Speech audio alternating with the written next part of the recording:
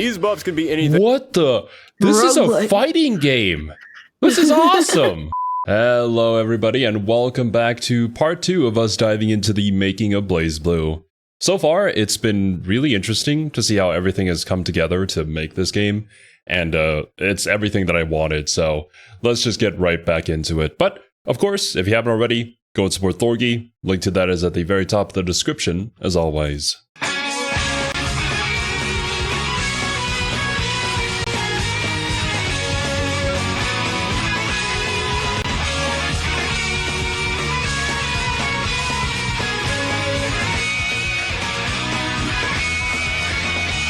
You're gonna have one hell of a time trying to learn how to play Arachne. I think I have a hell of a time learning how to play it again, I'll be honest. Just gotta get the inputs down in the first place. BlazBlue Continuum Shift released in arcades in November of 2009, exactly 1 year after the last arcade release, and only 5 months after the home console release. This was a hell of a turnaround. How did they get a sequel out that fast? Well, that was thanks to the magic of reused assets. Yes, this is one of the things that I really miss from the day and age of sprite-based fighters. The idea that we could get a brand new installment so quickly because you could just pick up the sprites from the last game and put them in the new game. You didn't have to rebuild everything from scratch, leading to a stressful production, and it gave the developers much more time to focus on balancing and improving the gameplay, which the developers did. Yeah, that seemed to be the trend with fighting games, which is why there are so many titles that are just so similar to each other, or like have the same number but just have a different word after them. I was gonna say, there's kind of pros and cons to that, because you have the increased production and you can do things like the new story and all that kind of stuff, but also it leads into the whole, like, what is the point of making this a new game? Am I spending a whole lot more money just for the same game again? I know this conversation came up a lot when Splatoon 3 came out, because it looks pretty much the same as Splatoon 2, so everyone was like, why? And so there's a new story campaign and new weapons and different things, but it is a interesting point that they got away with that kind of stuff a lot more in, I think, fighting games, and I'm not entirely sure why. Effectively, this would be DLC at this current point in time in the gaming industry, which, I mean, they still kind of do, and especially abuse, I would say, when new characters are released much later. Since the entire point was more story, for the most part. I suppose so. Well, I mean, Continuum Shift itself would have an entirely new story, so yeah, so releasing a new game does make sense in that aspect. But I guess from the actual fighting thing, the fighting side of thing, it's just pretty much the same gameplay with some balance changes. Although, yeah, I guess, to be fair, for a fighting game, like, if you have a style, you probably want to stick with that style. I think the only reason why you would update it is if you have a new graphical engine to work with, and there's just some sort of significant change that is going to happen, which maybe is due to the tone of the new game, or just a new art direction, better technology. Because, like, Guilty Gear Strive is a pretty big leap, I would say, as opposed to the older Guilty Gears. Definitely. But I don't know if that's just people were more accepting of having sprite work just be the same versus like 3D models where they want to see a graphical improvement. I don't know. Like I said, not a good or a bad. Character got just brand new moves, giving them more options in combat. And this right here, this is one of the best things about BlazBlue. Every single game from this point on would take what the previous game had made and added onto it. Each game gave characters new moves and mechanics, while rarely, if ever, removing something from them. And when they did, they would typically replace it with something else. You remember how I said if you want to start a brand new franchise, it's not a bad idea to make it accessible to large audiences and then make it more complex with each new installment? Yeah, that starts here. Because of this, it's almost universally agreed upon that this series got better with each installment. You ask someone what's the best Street Fighter, you're going to get a lot of different answers. You ask someone what's the best Tekken, you're going to get a lot of different answers. Yeah.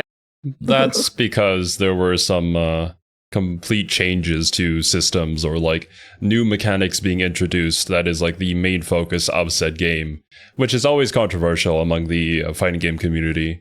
Of like, oh, I don't really know Tekken, but I know people dislike the heat mechanic a lot in the newer Tekken and want the older one. But there's also people complaining about the older one having some sort of mechanic that is also not really fun to play with. So I don't know. At that point, it's just preference, but the only reason why that happens is because of the massive change. But I also think that adding on to the gameplay for the older characters is kind of a double-edged sword, because yeah, ultimately, it's just improvements.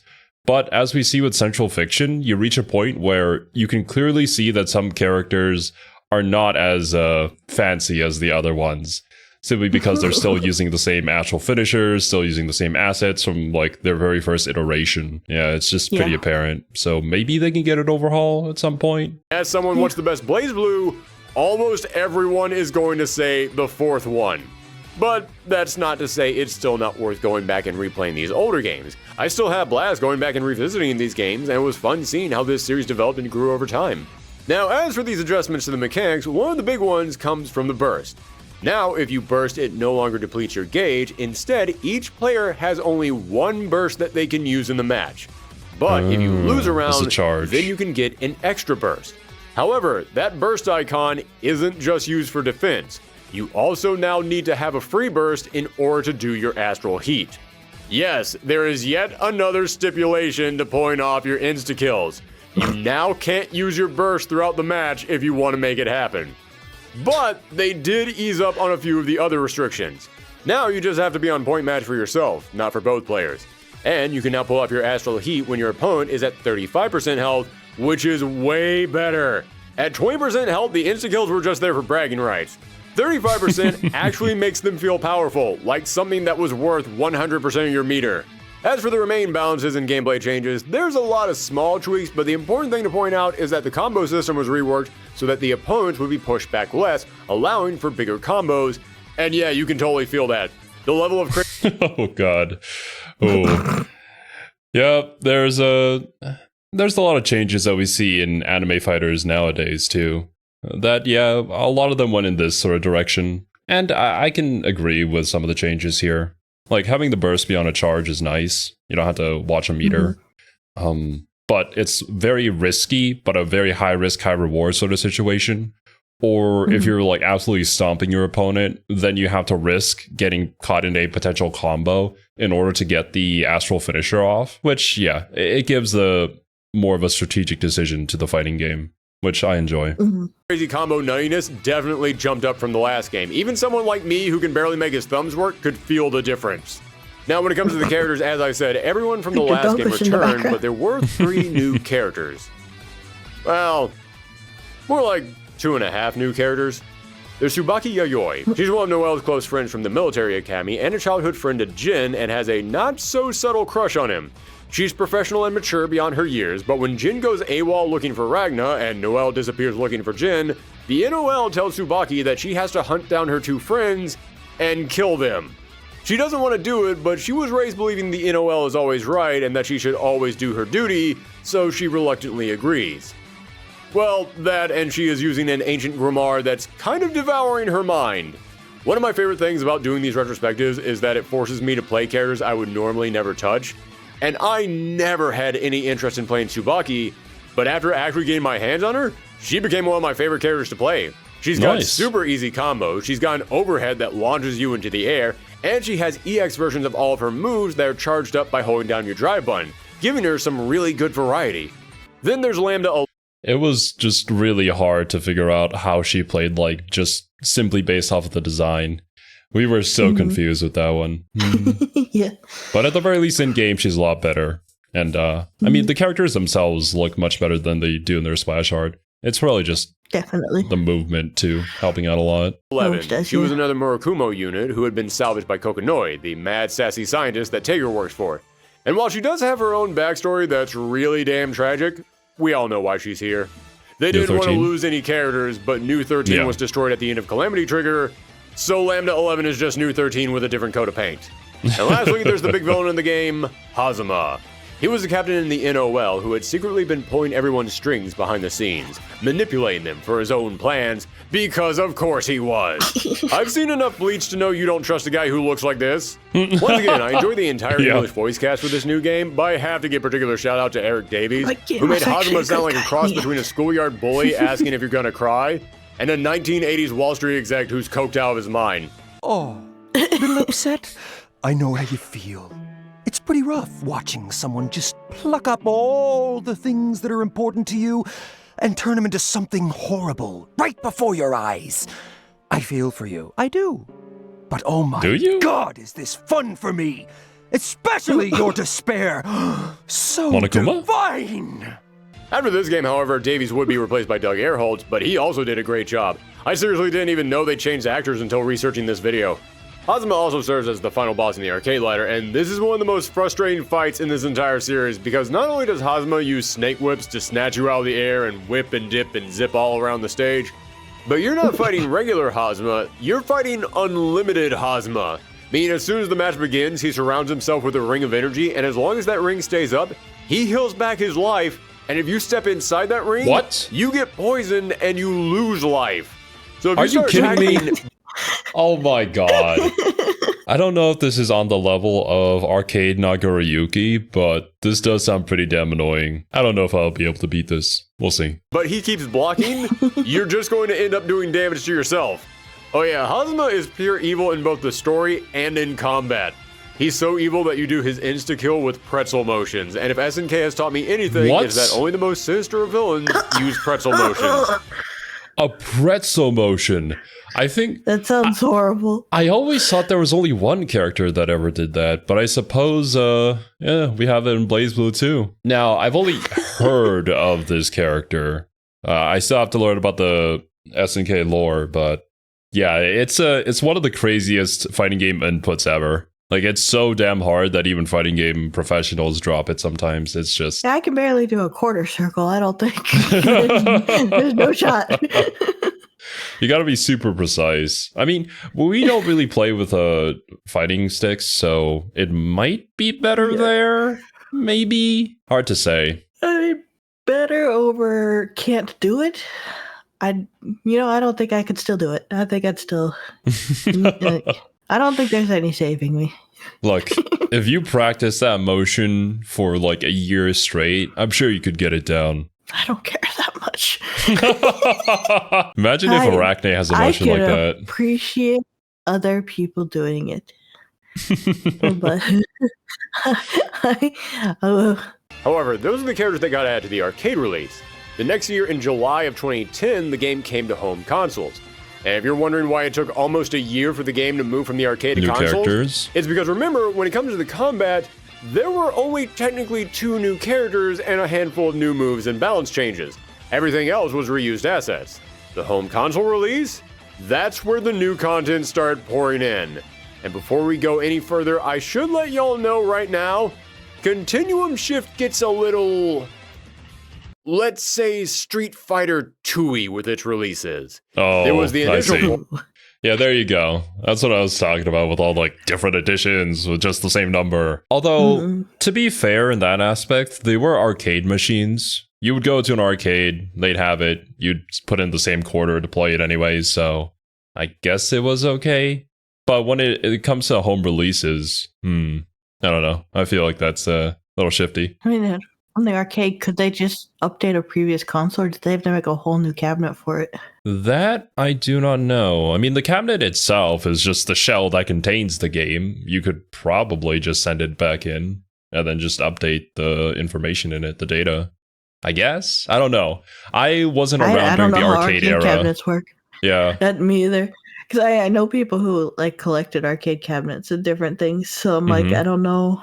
The most I've seen of an arcade cabinet is when Linus put a computer inside an arcade cabinet, and it kind of failed miserably because the ventilation was not very good.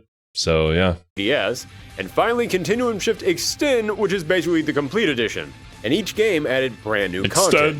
Sticking with the characters, Continuum Shift came to consoles with the same roster as the arcade, plus the brand new unlockable character, Mu12, who... Okay, at the risk of getting too deep into the plot right now, let's just say Noelle, she's another Murakumo unit who has some kind of a connection to Noelle, and I won't spoil much more beyond that. She's a very unique character, and her drive places drones all around the stage that you can then manipulate to send out attacks. Also, while Hazama is still the... Isn't this, it's kind of like Jacko, but Jacko's robots move, according to her moveset. I guess this is more like placing a turret and then firing it off. That's pretty cool, though. technical final boss of the game, she now serves as the secret final boss. If you manage to get all the way through the arcade without losing any matches, then you get to fight her. But you only have one shot to beat her, and yeah, you might need more than one shot. She's pretty tough. Now, that was the only new character at launch, but they did release multiple DLC characters. Platinum the Trinity, who is a young girl that looks like a Sailor Scout, but she's actually got two souls inside of her. A young shy boy named Cinna, and a foul-mouthed troublemaking girl named Luna. Plus a third soul that lives in her staff, Trinity Glassfield, who was another one of the 6 legendary heroes. She's kind of what I would describe as a grab bag character. Her drive lets her summon out random new weapons to use, which can make learning her a little bit difficult since you don't know what you're going to get next, but each of her weapons are goofy and fun, so I'm cool with it. Also, I have to point this out. Platinum's default stage is called Bascule, and this is one of the best stages in the entire game for one simple reason. It's the stage that gave us the Hype Dog. Yes, this big mouth furball is going to constantly be in the background throughout the entire match, cheering you on with his repetitive barks, and I love it. I mentioned that Mori said that he was a big Darkstalkers fan, and that series left an impact. I can only imagine us playing on this stage, the dog in the background barking, and then Batman also barking. That's gonna trigger something within me. Fact on him, this has to be a reference to the cheering dog in Bishamon stage back in the old Darkstalkers games. This Look at him go! What is that? Bro, I gotta learn about Darkstalkers. What is that dog doing there? What is this universe? I guess we're just having fun. Yeah, fair enough. It has to be an Easter egg of sorts. But whether or not it's completely original or is inspired by Darkstalkers, the fan base loves Hype Dog. This has become one of the most beloved figures in this entire game. Heck, it's become one of the most beloved figures for Arc systems in general. People love the Hype Dog. Don't mess with me again. Speaking of dogs, getting back to the characters, Valkenhayn R. Helsing is next. He's Rachel's butler who is fiercely loyal to her, and he's also a werewolf, and his dry button gives him the ability to transform. And guess what? He was also one of the 6 legendary heroes. Yeah, we're starting to fill in that legendary hero bingo card real quick, aren't we? And the final DLC character was Makoto Nanaya, another classmate of Noelle and Tsubaki's, and a huge fan favorite character. She's perky, energetic, upbeat. She's basically the power of friendship personified. You may also have noticed she's a squirrel girl because, yes, animal people are a thing in this universe, and she punches things incredibly hard. When this game was coming out, being the huge comic book fan that I was, I couldn't help but draw very clear comparisons between her and Marvel's unbeatable Squirrel Girl. Yeah. Marvel versus Arc System Works, just throwing it out there. Make it happen, Daisuke. Oh, yo! That would be so That would be awesome. Speaking of, yeah, we'll get to Marvel vs. Capcom at some point. We've heard too many good things about that game, honestly. But yeah, this is a collab we need to see. Her drive ability lets you hit the opponent with 3 different levels of punches depending on how long you hold the button down, and all of her supers are hilariously over the top. They are low with so much personality, I love them. Also, I have to point out that Makoto may have the craziest origin story of any character in this roster. Not in terms of lore or in-game story, no, I mean in terms of development. In an interview with 4Gamer, Toshimichi Mori was promoting an upcoming BlazBlue manga, The Blood Edge Experience, alongside the manga's author, Mako Komao. The interviewer brought the fact that Komao had written a lot of romances between women in mangas before, and they asked if Mori had any plans on adding a romance like that to BlazBlue. Mori then revealed that originally, Tsubaki was going to be a lesbian who was deeply in love with Noelle. But he said he got about halfway through the script and said it just wasn't working out. So he rewrote Tsubaki to now be in love with Jin, but then he looked at Noelle and Tsubaki and said, well, now these two don't have anything in common. Why are they even hanging out? So at the last minute, he just sketched up a squirrel girl and threw her in there to basically just be the person who keeps Noelle and Tsubaki talking to each other. Oh my god. Hey, if it works, it works. And I think it worked. Yeah. It was a neat idea though, you know, just add in the friendly, overly friendly character to make sure that these two loners talk to each other. Yeah, that makes sense. Honestly, that's a dynamic that happens all the time. Yeah, honestly, true. But why is Squirrel Girl? Was Mori actually basing this off of Squirrel Girl from Marvel, or just like a monster girl in general? Who could say? She's cute though. Yeah, and she's also a JoJo's reference, very clearly. with her astral finisher. Jeez. I love Makoto, and I'm glad that she exists, but it is wild to think that is how this fan favorite and very important character to the plot came into existence. But looking back on it, it's kind of obvious that she was an afterthought. In Calamity Trigger, she's just a goofy ditzy friend to the other two girls, while in Continuum Shift and Beyond, she's a badass interject punching machine. So it's kind of clear that Mori didn't really have any ideas for her until the second game. But Makoto wasn't the only character to get some personality tweaking in this game. I mentioned that when it comes to the gameplay, this is when BlazBlue really became BlazBlue for me, but that also goes for the characters. In the first game, sure, some characters were here for fun, but most of them were pretty serious. I mean, Ragnar was just every dark bad boy edgelord that you drew in your high school notebook. But Yeah, starting with kind of. Continuum Shift, this series added a much needed chunk of comedy. Don't get me wrong, there were characters in the last game like Bang and Tao who were definitely meant to be funny, but now almost everyone had a sense of humor behind them, especially Ragnar.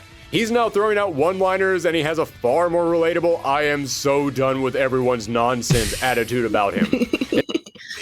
Very relatable indeed. And considering the cast surrounding him being full of just crazy people, yeah, I feel him. I feel him so much. Yeah. This is me basically every day with hanging out with the legit Weebs and everybody in the Discord. I'm just surrounded by crazy people. It is really nice though when you go back to the older games and you play through all of them and then you see this progression from the creator. It's it almost feels like you're going along that journey with them in a way. I enjoy that feeling. No, I love incremental progression that you can see, like tangibly. From generic edgy pro tag and turn him into anime Bruce Campbell. And I for one am okay with that. Hey, Team Gothic Lolita, you want to include me in the conversation? Well, hello, Mr. Fancy Pants. I swear, I've never seen this little ragamuffin before in my The life. sass. Understand, man. I never even saw these assholes before. Once she'd finally come to her senses, Madam What is that Rachel movie? rewarded my bravery with this.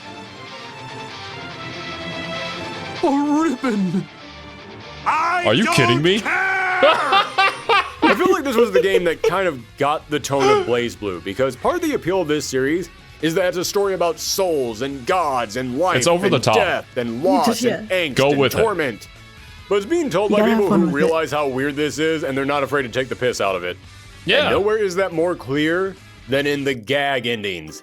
Yes, story mode returned, and we'll delve into that in a moment, but every character now had multiple endings again, including a designated gag ending, and these gag endings are insane in the best way. In the story mode, you'll come to a point where you'll be given a choice, and one of those choices will lead you to the gag ending. And these are like 10 to 15 minute long skits that are some of the wackiest things I can imagine, but they are hilarious.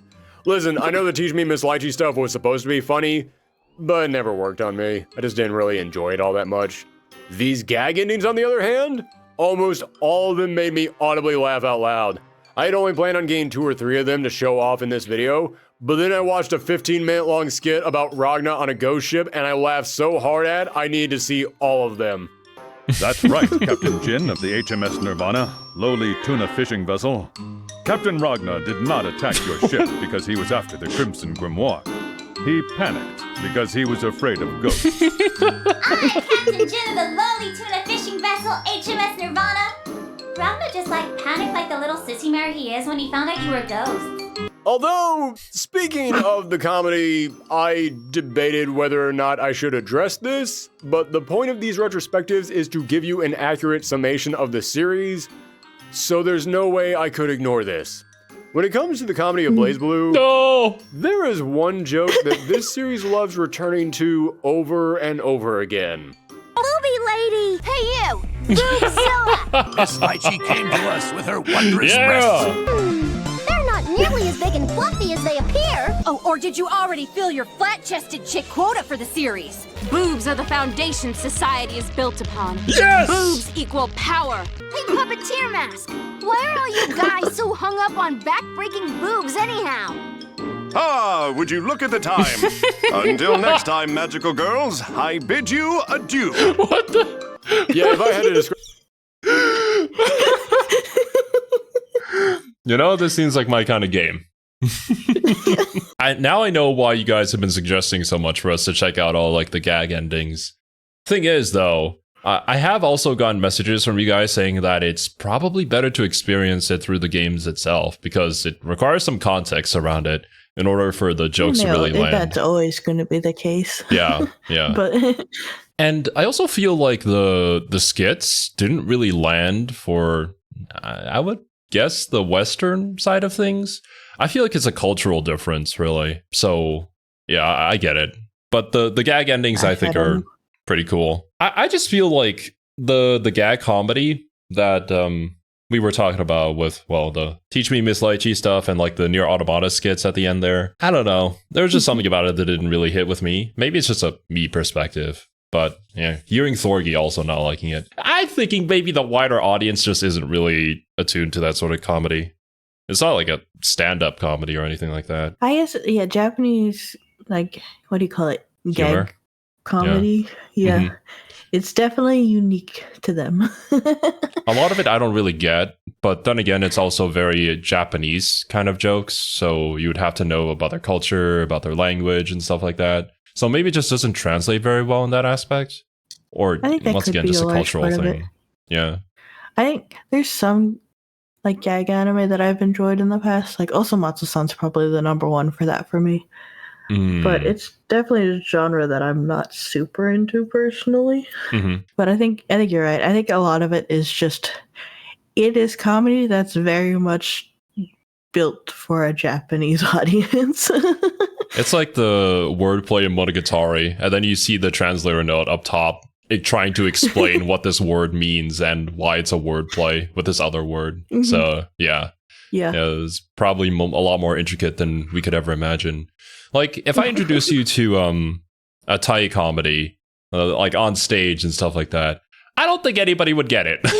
Like, you have to know Thai in order to understand what the heck the joke is supposed to be about. Or in some cases, you have to know both Thai and English, which is another level of comedy, I suppose. The puns, they continue on in several different languages. Describe the tone of BlazBlue, I'd say it's one part high fantasy, one part mid-2000s anime, one part edgy street attitude, one part Japanese mythology, and one part the author's barely disguised fetish. This game loves its... I love Uchikoshi, and in all of his games it is very apparent, so this is completely fine by me. I support this. Sometimes you need a little bit of just self-indulgence. Selfless indulgence.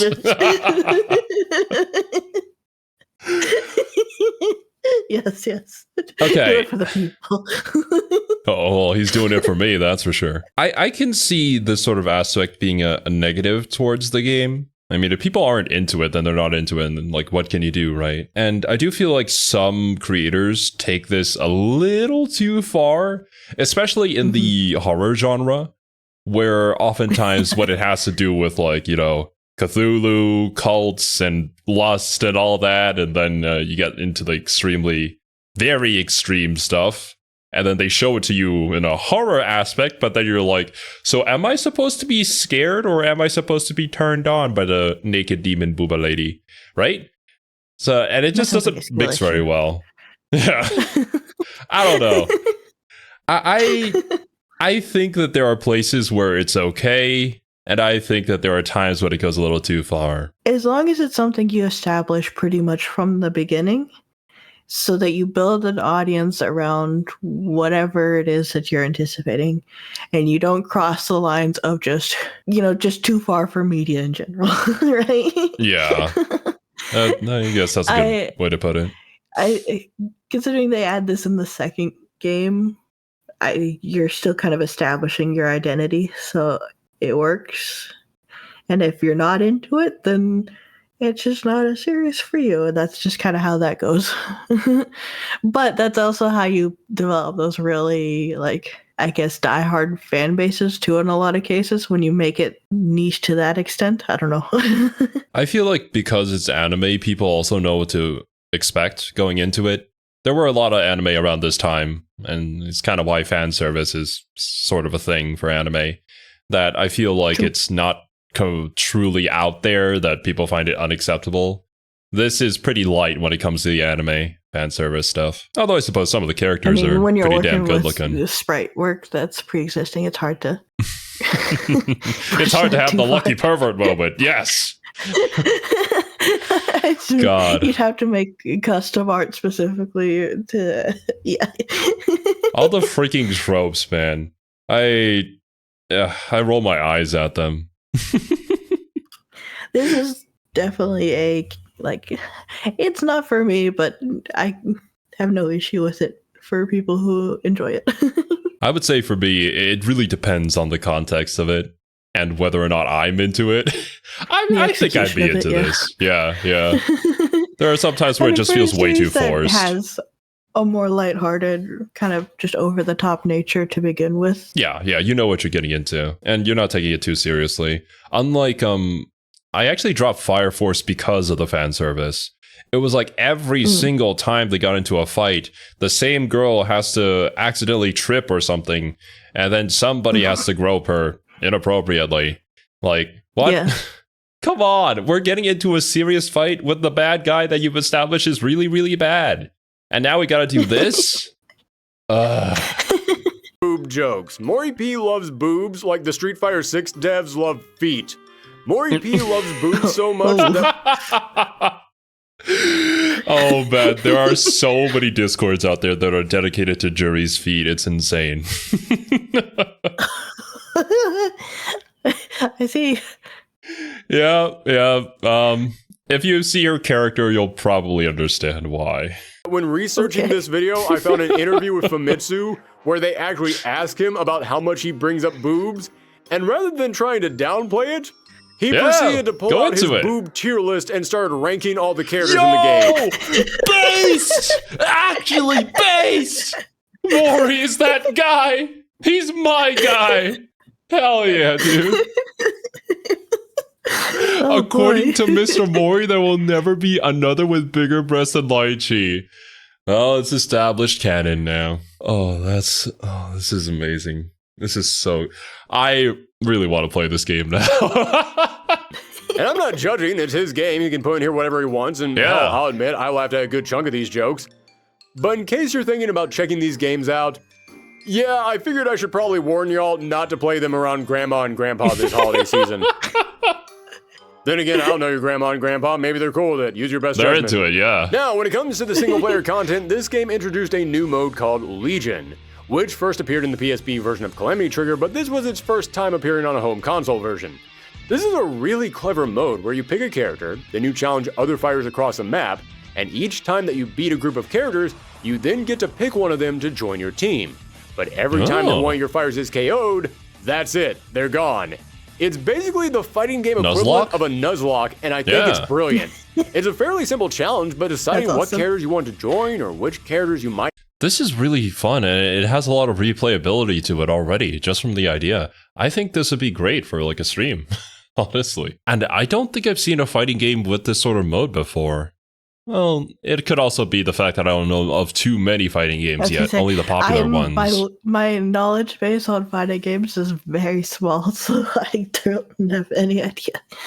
But I kind of wish we had this in Guilty Gear Strive. At least some more single-player content would be nice. But, I was going to say, Strive is pretty bare bones when it comes to single-player. I think Street Fighter, the latest one, has a ton of single-player content to it, though, and a whole like open world to explore, I think. But I don't know. That's just what I've seen from screenshots. You'd have to sacrifice sending them out there against a big team, gives it enough strategy to make it a unique experience. There's so many other games out there that could benefit from something like this. I mean, KOF. You're already a team-based game. This is an easy setup for you. How did BlazBlue beat you to this? Now, as for the story mode itself, once again, every single character has their own unique story mode, but luckily, this time to unlock the true ending, you do not need to finish everyone's story, and to get 100%, you don't have to lose all the matches. That's a good change, right. Yeah. You don't have to lose on purpose to get 100% completion. I guess that really pissed people off last time. No! The hell you say? Sorry. As I was saying, man. to unlock the true ending, then you just had to get the correct ending for Ragnar, Noel, Jin, Rachel, Tsubaki, Hakumen, and Hazuma, then the true ending opens.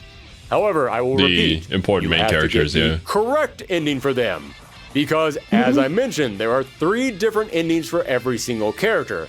The gag ending, as we already talked about, then there is the true canon ending, and then there is essentially the bad ending. And while some of these bad endings are actually pretty cool, you can't beat the game if you get them. So how do you figure out how to get the correct ending? Well, that would be thanks to the brand new segment, Help Me, Professor Kokonoi. Yes, the Teach Me Miss Lychee series does return, but so does a brand new segment in the same vein, where Kokonoi will come out and try to vaguely give you hints about how to unlock the true ending. As I said, I wasn't really a big fan of Teach Me Miss Lychee, but I actually dig these Kokonoi segments. They're charming. I think his name on BlazBlue Radio is Mr. I Love to Skip. Oh man, getting called out by the game. No. You've got a few good laughs in here, and they're much shorter and to the point. Plus, Kokonoi is just a fun character. I respect anyone in a crazy sci-fi fantasy setting who's tired of everyone else's nonsense. Now, I mentioned that this game had multiple installments, and each of them did provide something different. First up, Continuum Shift 2 was an update that you could download for the base version, but it was also the version that was released on the PSP and the 3DS. I decided to check it out on the 3DS because around this time every fighting game wanted to make a special version just for the 3DS, but most of them would heavily use the bottom touchscreen, such as Street Fighter, which let you just touch the screen on the bottom in order to do moves. But Continuum Shift 2 is just regular BlazBlue, and it plays about as well as you could possibly imagine BlazBlue running on a 3DS. Oh, you could God. actually do the same combos in here that you could do on the home console, and that's actually kind of impressive. But the big honestly miss the era of the 3DS. I love the 3DS so much. I don't think I ever owned a 3DS, so I can't say. The only ones that I did own were a Game Boy Advanced, I think. And then after that, I had like a Wii and a PlayStation 2. Yeah, I missed out on a lot of stuff, unfortunately. I guess the DS era in general. Something about the 2 screens and just devs going and getting really creative with their uses. It was a lot of fun, and it's kind of one of those things where it's like you can emulate a lot of those games, but it just will never actually be the same as having the console in your hand. biggest thing that I have to give the 3DS version is the thing that sadly I can't actually show you. It's the 3D, which is shockingly good. BlazBlue already used multiple layers for its backgrounds, so when they put it on the 3DS, they just made it so that when you raise the 3D filter, it separates the layers, and it looks great. Again, I can't actually show you that because it's impossible to capture the 3D effect from a 3DS, but trust me, it's pretty cool. But the big thing that's worth mentioning about Continuum Shift 2 was that all the DLC characters were included as unlockables, and they introduced a brand new mode, Abyss Mode.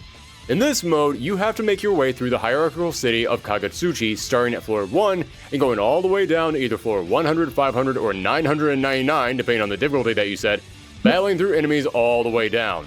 Now don't get me wrong, that doesn't mean that you have to fight almost 1,000 opponents. No, as you fight, you'll see a counter going up showing what floor you're on, with your performance decide how quickly you move through it. Then whenever you hit a floor divisible by 20, you're transported to a boss fight against an extra beefy opponent. But when you defeat them, you get to pick one of 4 buffs. These buffs can be anything. What the? This is a fighting game. This is awesome.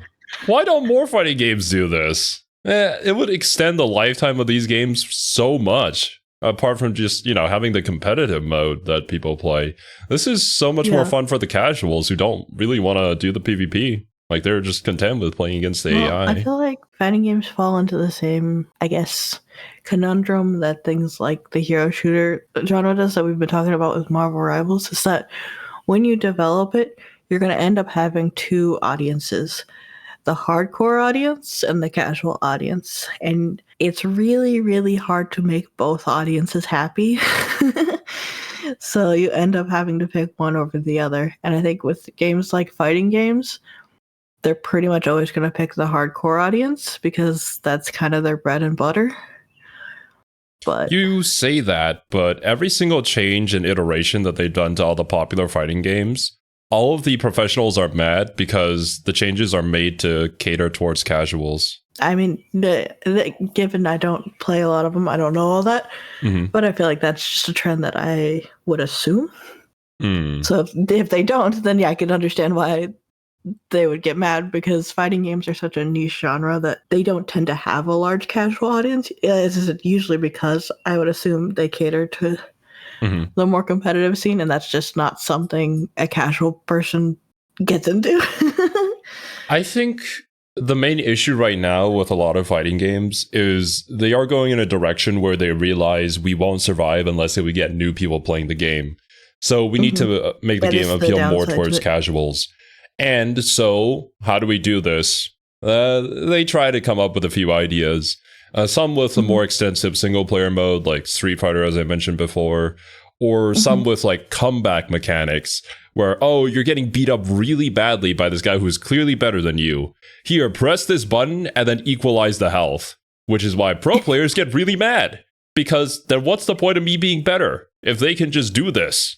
And then they just win. I don't think that's the right direction to go if you want to appeal to casuals.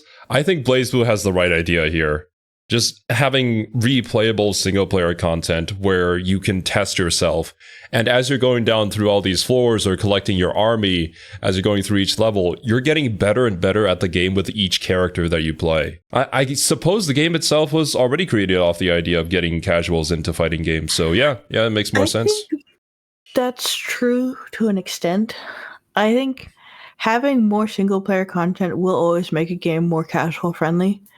But if to progress through that content, you still need to be quote unquote good at the game, you're still going to lose a little chunk of people who never finish it. I think that's why games like Smash really highlight as the best casual fighting game for me. Because the gameplay itself can be made casual. And the way that you can kind of control just how casual it is through kind of a lot of your selections, I think is why it has both scenes more than pretty much any other quote unquote fighting game, right? Yeah. With, like you said, with the equalizing mechanic, I think things like that are what makes a game more casual friendly.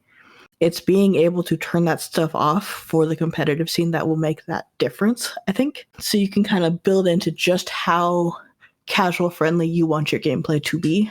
That's a really good point, actually. With the comeback mechanic, why don't we have a setting where you could just turn it off?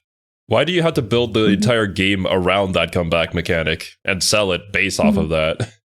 I guess the marketing team thinks that it's the only way you can get casuals in on it, instead of just adding more customization to the battles. Well, I think because the game is assuming the casual audience wants to be a part of the competitive, which it doesn't.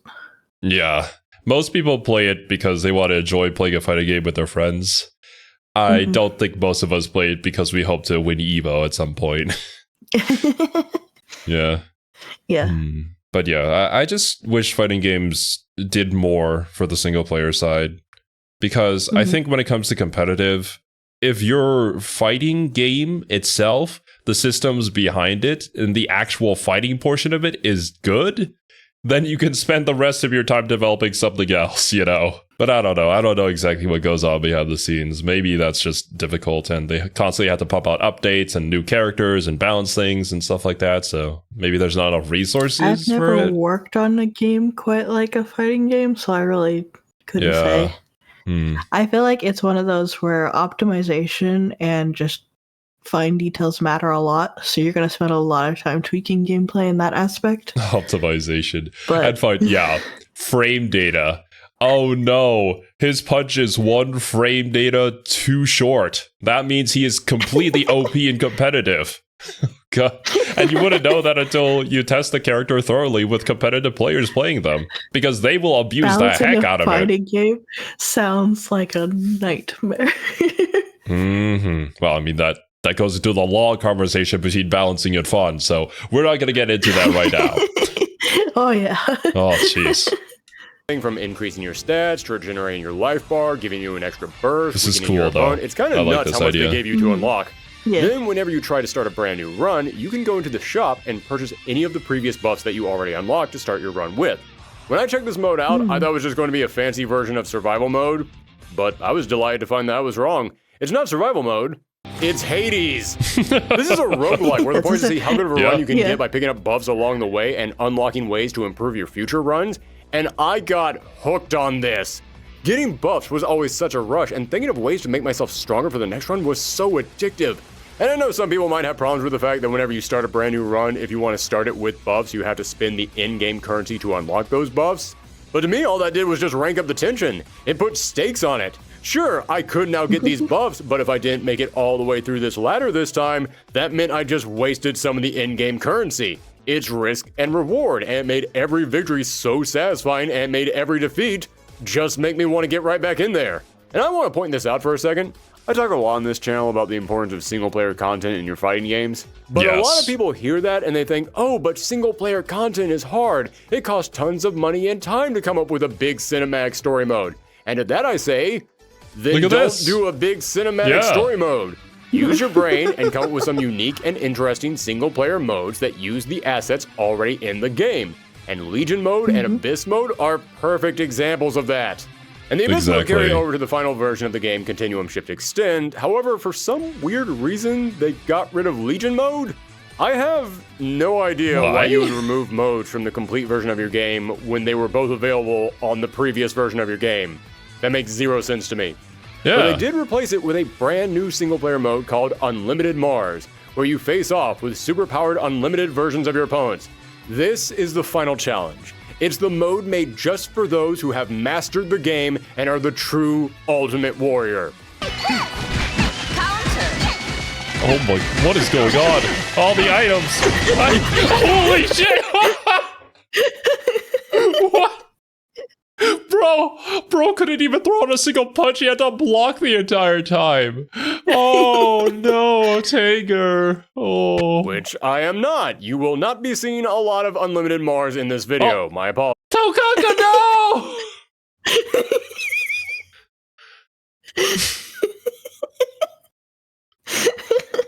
You know, she's doing her best out here. I mean, I really like Takaka's design. I didn't think I'd be into her gameplay, but she's just so funny. I don't know. Yeah. After learning the lore about her, I like her a lot more. I might have to try her out. Yeah. She's cute. Apologies. But the main draw of the Extend version was tons of new story content, including story modes for all the DLC characters, a few side stories, and even bonus dialogue in the pre-existing storylines. That's actually wild that it went back and updated the story that was already in the previous games. But I have to bring this up. You can tell the team on the English side were being pushed hard to get the extra content out on time. Because in Extend, there are tons of problems with the translation and the dub that were not in the base game.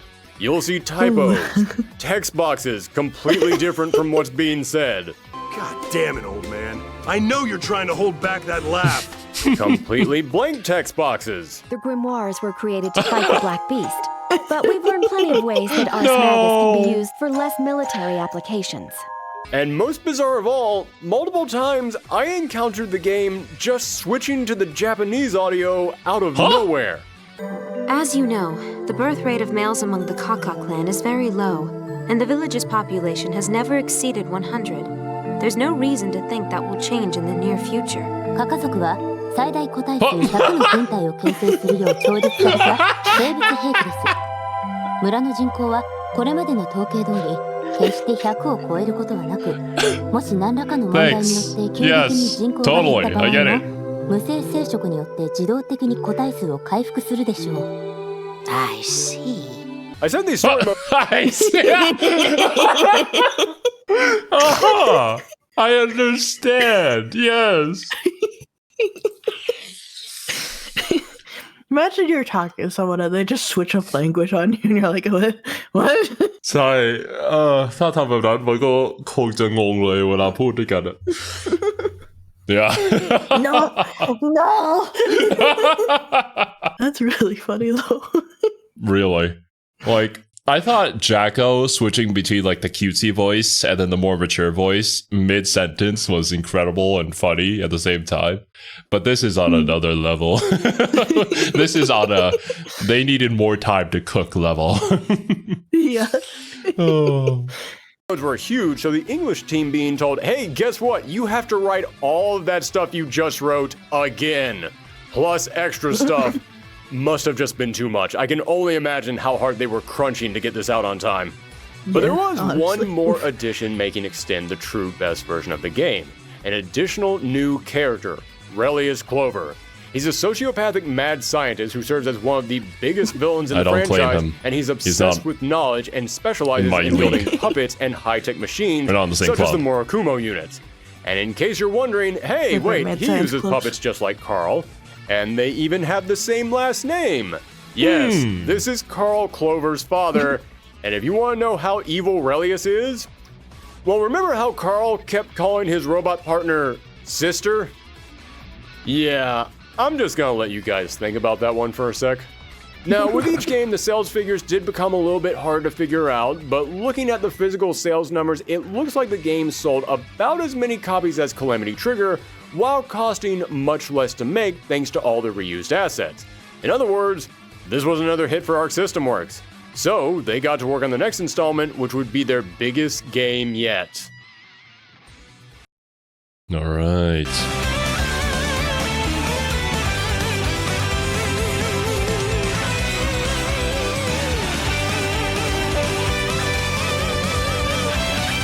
Chrono Phantasma. The game you should not abbreviate.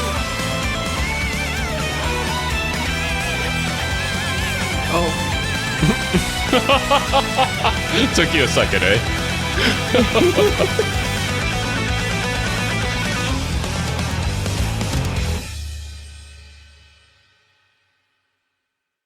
BlazBlue Chrono Phantasma would release in arcades in November 2012, and it would continue Arx's quest to make the weirdest title in fighting games history. Just like Continuum Shift, Chrono Phantasma saw several balance changes, new moves, and additions to the gameplay. Nice. For starters, you can now spin a quarter of your heat gauge to do a guard break, and I love this addition. Nothing feels quite as good as hitting your opponent who won't stop blocking with a guard break and then comboing that right into a super. But easily the biggest addition was Overdrive. This is a rechargeable ability that is triggered by hitting all 4 buttons. This will send you into Overdrive mode, where your character would receive multiple buffs. But like not a dragon basic install? stuff that you would expect, like increased speed and strength. No, in Overdrive mode, every single character gets some kind of a unique buff that leans into their playstyle. For example, remember how I said Tager has the ability to magnetize the opponent? Well, normally after you magnetize them, you have to hit the drive button to pull them into you. But in Overdrive, they're just getting vacuumed right into you at all times. Makoto can hit her drive to do 3 different punches depending on how long you hold the button down. But in Overdrive, that punch is at max strength at all times. Relius normally burns up a special meter whenever he's using his puppet, but in Overdrive, that meter gradually recovers. I love the Overdrive system because not only does it reward you for knowing your character inside and out, but I said that the drive system helps make every single character feel like they come from a completely different game, and the Overdrive system leans even further into that. And in addition to this, the Overdrive also grants you another more basic yet still very satisfying buff. While in Overdrive, all your supers are enhanced into more powerful versions. So even if you're picking up a brand new character and you haven't learned them yet, use that Overdrive and enjoy your new and improved Overdrive finish. Or don't use the Overdrive and hold on to it and save it to get the enemy off you, because your Overdrive is also now how you do your burst. Yes, they once again decided to tinker around with the burst mechanic, but you know what? I think they finally nailed it. You now have to decide, do I want to get the opponent off of me, or do I want to do extra damage? Fighting games are all about choices, Risk and reward, Overdrive is great for that. There were also other tweaks to make the combat quicker, but perhaps my favorite update for this game, your heat gauge increases way faster. Real talk, when recording this video, it was hard for me to get some of those astral finishers in the previous games, because my meter just would not build fast enough. I actually got time over in some matches trying to get 100% meter because it just rose that slowly. But now, yeah, there's no problem. Your meter rises nice and quick. Heck, I even got enough meter in some matches to do a super, and then I still had enough by the end of the match to do the insta-kill. And thanks to the quicker and smoother combat, it makes comboing into your finishers way easier. I think that's very important because you have these super cool moves that are already pretty hard to hit in the first place, but not being able to use them at all because your energy gauge isn't filling up fast enough, Just it makes the game a lot less exciting. I guess when you do pull off those moments, it's so hype, but how often is that going to happen, right? I think still making it exclusive, but having it be more plausible just makes the viewer have a better experience, and the player too just feel a lot more badass when they're playing the game. And we always see this concept with fighting games with the risk and reward. The fighting games fundamentally, I mean, just the act of fighting in general is a risk and reward. Do you throw a punch out, or do you keep your guard up, you know? Because one would make you vulnerable, but you potentially do some damage, and the other would make you more safe, but you wouldn't really get anywhere with it. So I do think these sort of mechanics are always good to add to fighting games, and we can already see where they're slowly adding more complexity to each game by testing out ideas with each one and seeing what works and improving upon them. So yeah, I don't know if you can tell from the tone of my voice, but I like this game. I love the combat. I said that each installment of BlazBlue improved the gameplay, and sure, I like Calamity Trigger, I enjoyed Continuum Shift, but once we hit Chrono Phantasma, I was head over heels for this game. It was actually hard for me to put this game down and then move on to the next one because I just wanted to keep playing this. But the combat wasn't the only thing to see a huge leap from the last game. As I said, Continuum Shift launched with only 2 new characters. 3 if you count Lambda. But Chrono Phantasma featured several new additions. First up is Azrael, one of the big villains of the series.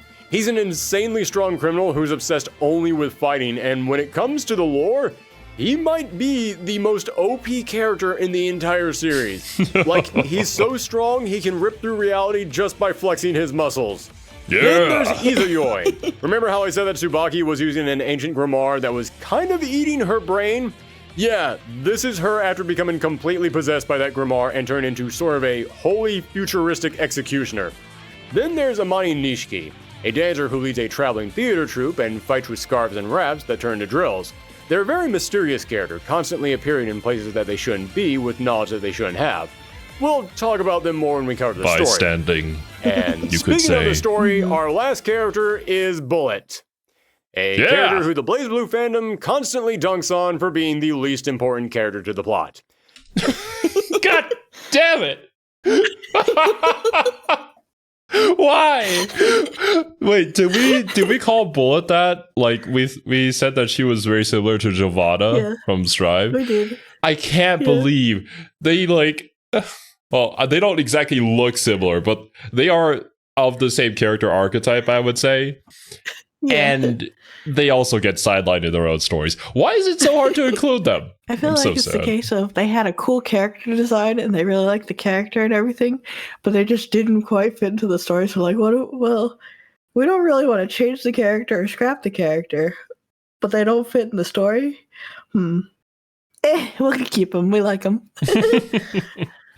Considering how often she appeared in the retrospective for the story that we watched, I'd actually be willing to bet that Giovanna shows up more in the main story of Strive than Bullet shows up in BlazBlue. So sad. Yeah, because she's directly linked to Tager too. Like, Tager used to be her captain or whatever. Like, there were pictures of them when she was younger. So, yeah, whatever. I guess you can't have everybody be a important part of the story. Yeah, Bullet's importance to the story is the source of constant jokes from the fan base, but I gotta take umbrage with that. Bullet was a member of a group of mercenaries, and her entire squad was wiped out, but she hears that her This idle animation makes you want to play Bullet already. Captain may still be alive at Sector 7, and she's out to find him. Oh my god. How mysterious. I wonder who it could possibly be. So yeah, she doesn't actually play into the overall plot. I mean, heck, there is a moment in the story where she is hanging out with another character who is very important to the story, and then the next time we see that character, Bullet is nowhere to be seen, and she never comes up again. So yes, I understand she just all the disappears. jokes. But I got news for you guys. A lot of characters in these games don't play into the overall plot. Bullet at least provides some backstory and depth to the other characters, so hey, I'm cool with her. Plus, she's got a crazy unique drive. She puts a ring around herself, and if you get inside of that ring when she's charging it, she will instantly run in and grapple you. Also worth pointing out that New 13 returned. Although they lost Lambda, who again was just New 13. So again, not really a new character, more of just BlazBlue's continuous game of robot musical chairs. Now, those were the characters for the arcade release, but when it came to home consoles, they did add another character, Kagura Mutsuki, one of the strongest fighters on the planet and the head of the NOL's elite guards. He is also a drunk party animal who hits on everything that moves, so I guess you could say there's a lot of layers to him. Seriously, Silica Babe, what's so great about this guy? Seriously, Silica I'm Babe. way more alpha than he is. What?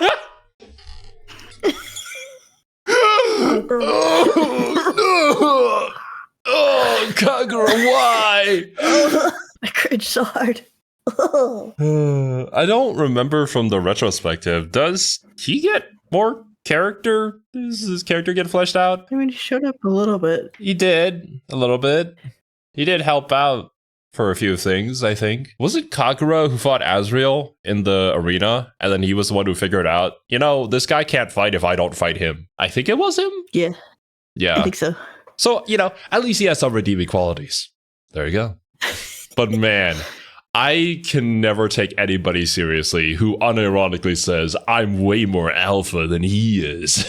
No, 100%. Like, oh, I understand everything I need to know about you now. Exactly who you are. I don't want to talk with you anymore. Bye. Yeah, I will just see myself out. Thank you. Okay, maybe not a ton of layers, but there's something. His drive lets him take a stance, and while in this stance, all of his attacks do brand new moves, which can make doing his combos a little bit difficult, but he hits like a truck, so it's all good. Now, that was the only new console character, and in an interview with Sokanera, Mori made sure to say that Chrono Phantasma would not have any DLC characters, so that was it. That was the roster you were going to get for this game. Interesting. So anyway, the two DLC characters were Kokonoi. Okay, to be fair, this might not have been in Mori's plans in the first place. This might have been a studio thing. You never know what goes on in the background. So I'm not going to hold it to him. It's like... I think fighting games, I feel like getting DLC characters is fun. And it's a way to get new content without having to, buy a whole nother game. Yeah. It depends on how pricey the game is in the first place, though, I suppose. But I'd prefer a DLC of, like, I don't know, a battle pass where you get several characters or something, as opposed to buying an entirely new game. Yeah, remember her? Well, the sassy scientist finally jumps into the fray, summoning out weapons from portals, and her drive sets up gravity traps that allow for all kinds of crazy mix-up. Heck, there's even a trophy that you can get in the game that involves using her gravity devices to keep the opponent airborne for most of the match. By the way, quick note, I don't know who came up with the names for the trophies in this game, but I want them to know I see you and I appreciate you. These were great. A+ trophy.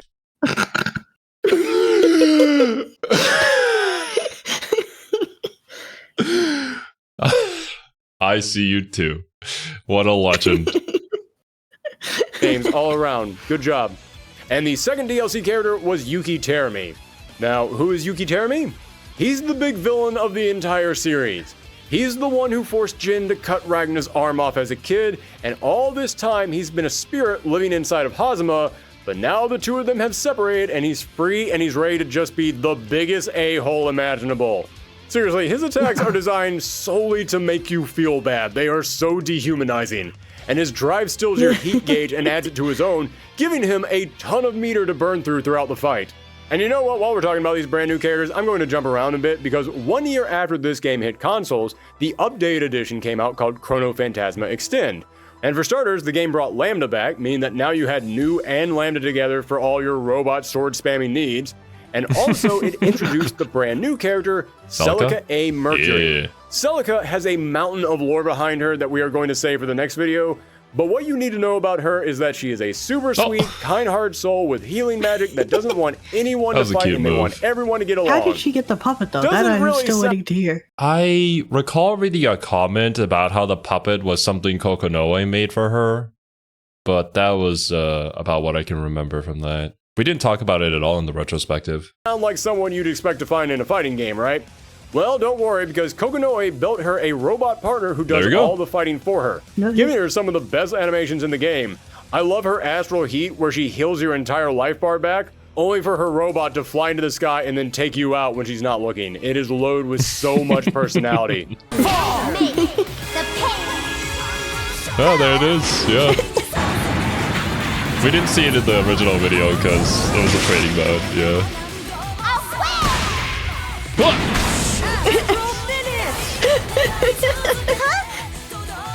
So the combat's better. The cast is. Oh wait, is that That's amazing. she says to make the pain go away, and then the robot understands to make them go away. Oh god. That's hilarious. Great. What isn't there to like about this game? Well, I'll admit, most people won't care about this, but there is one nitpick that I have with this installment. As I said, I really enjoyed Abysmo in the last game, and it does return for this game, but it's a little different now, and yeah, it's not as fun.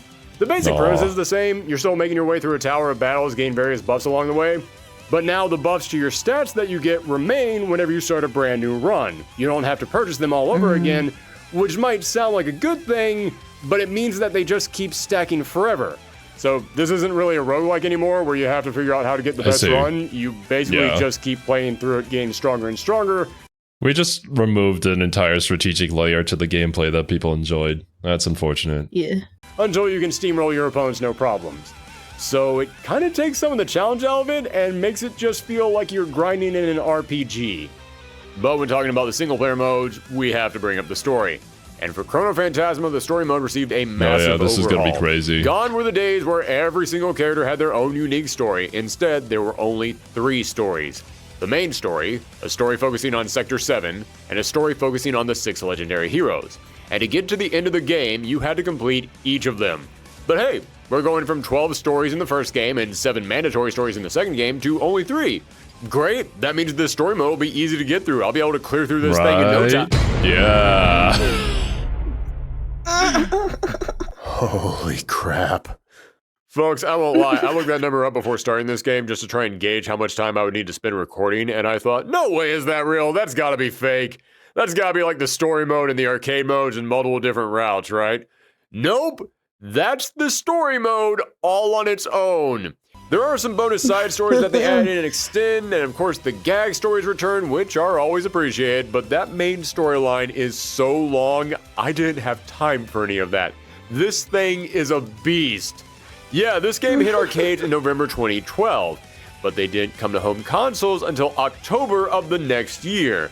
And it took another 6 months for it to be released outside of Japan, and I can pretty much guarantee you that was all thanks to the tidal wave of text that is this game's story mode. And folks, I'm not going to criticize this story. No, I think the actual plot itself is just fine. There's a new BlazBlue game. Oh boy, buckle up.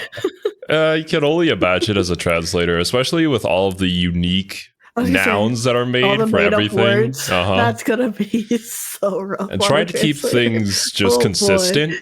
Plus the whole like bystander thing, it kind of conflicted with something that they had previously translated before. But like, how could they have known that that would have conflicted? They didn't know where the story was going. So yeah, a lot of issues there. Props to them though. Like massive props to all the translators who actually, do good work. Especially for a super long JRPG series out there, like Trails in the Sky being over like 100 hours. Ooh. But the density of this story is intimidating, and I'm not just speaking for myself. I talked about this a lot on social media, and I got so many replies from people saying, yeah, Chrono Phantasma is where I checked out. Heck, even I started wondering if I should even bother trying to summarize this story because I understood Calamity Trigger. I understood Continuum Shift. Chrono Phantasma left me with several questions.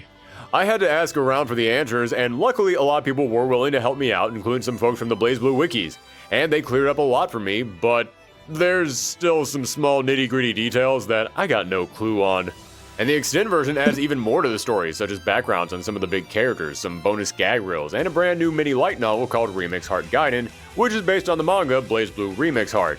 This focuses on Mai Natsumi, one of Noel's classmates who was actually born a boy, but was then transformed into a girl through an Ars Magus, only for their father to then kick them out of the house because they hated this change, and now Mai lives in the NOL Academy dorms and is worried about their friends. What did I just hear? Manga. I knew I recognized this character. There's a manga for this. I'm like almost positive. That's probably also where you saw the art style from the other spin-off manga series. I would assume it would be the same person working on it. I don't know. Yeah, I'm almost positive. Friends learning their secret. But over time, it was thanks to these friends that she was able to learn that she didn't need her father's approval, and she even came to not only accept but even love the new life that she had. Is this a Bridget but BlazBlue version? Basically the same story. Kinda, yeah. I guess without the whole without the whole twin village, yeah. Setup. This is a more direct transformation. You are now girl. I bless you with girl. Support for Mai from the trans community, because even though her situation is very unique and is full of sci-fi magical elements, a lot of people find things about her relationships and her journey that they relate to. So, this game took the story elements of the previous games and skyrocketed it to brand new levels that were quite simply maddening at times. But you want to know the really frustrating thing about this story There's mode? one thing I've heard about trans girls is they will kick your ass in a fighting game. So, good to see them getting a lot of rep in fighting games. Yep, that is very true. As somebody from Thailand, with most of my female friends being trans, yeah, they're pretty awesome. Yeah. That there is a secret additional mode that you can unlock, but only after finishing this monumental story, and this additional mode is actually really fun. You see, in the story, you end up facing off against this giant monster called Takemikazuchi, and after beating the game, you unlock Highlander Assault Mode, where you can then challenge Takemikazuchi with any character. And if you're looking for a challenge, Raid boss. This is it. In story mode, Takemikazuchi isn't all that bad, but in this mode, ooh man, I lost count of how many times I died to this thing. He's got huge screen clearing attacks that deal massive damage, while your attacks barely chip away at him, and eventually he just puts out there so many obstacles that are constantly firing at you, it practically turns this thing into a shmup shooter. But when you finally beat him, oh, it feels so good. Kind of shocked they didn't just put this in the game already unlocked in the Extend version. I would love to tell people to play it, but I don't know if I could tell them to sit through a 12-hour-long story mode just to get here. Again, I have to stress, this story is alright. Does the story mode have a skip button? That's always the question. Wait, so you were the Mr. I skipped the story on the BlazBlue radio. Oh my god. No, I'm just saying, if you want to push someone to play a mode that has to beat the story mode, if it has a skip button, then you can be like, yeah, well. I don't like, a lot of times I will play games, I'll skip the story myself, and then I'll watch someone else play it to enjoy the story so I can do other things at the same time. Yeah, I admit to doing that as well. Because you frankly just have a limited amount of time. Sometimes you just gotta work, but you also want to enjoy something. So that's kind of the best compromise. Which is also why I always get confused at why people get mad at me for checking out game reviews. I want to know what this game is about. I don't have time to play another 100-hour game. I want to know that I'm into it before I commit to it, right? Exactly. Yeah. But I guess some people just don't understand.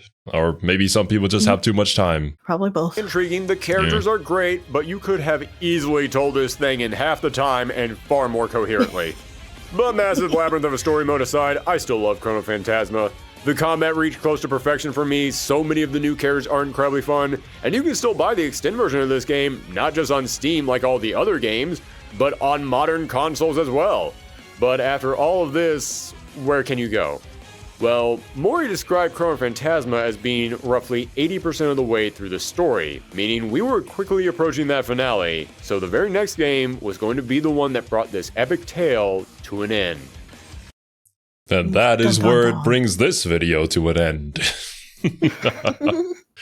Man, it's always nice seeing the incremental improvements being done throughout the games and experimentation. And it was very refreshing to see single player modes in a fighting game. I always hope that more fighting games have them.